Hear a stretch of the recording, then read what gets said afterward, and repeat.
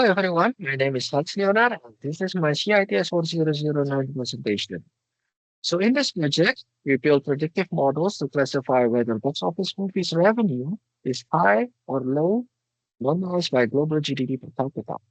So let's start with the exploratory data analysis. For example, here, if we look at the worldwide gross in the unified mode, we can display it as a histogram and adjust its bin size.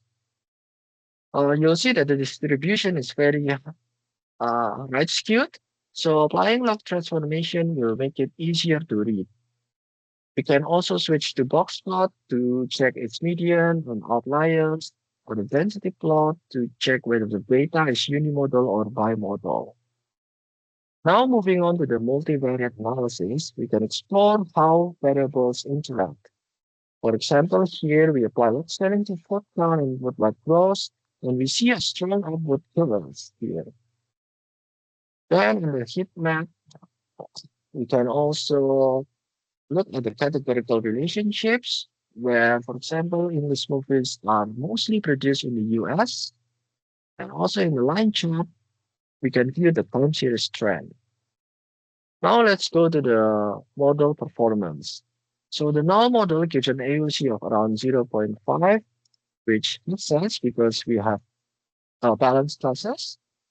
And for the best single variable model, it has an AUC of around 0.81, which will become our reference points for the main models. For the tree-based model, we started by building decision tree, improve it with information gain, and also prune it to make the structure simpler. We also applied random forest and added one explainer to reveal which predictors are the most important.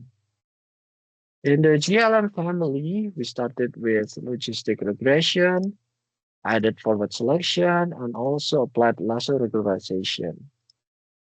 So when we look at the model summary, the random forest performs the best with an AOC of around 873, followed by the lasso regression, and both models showed the lowest normalized deviance.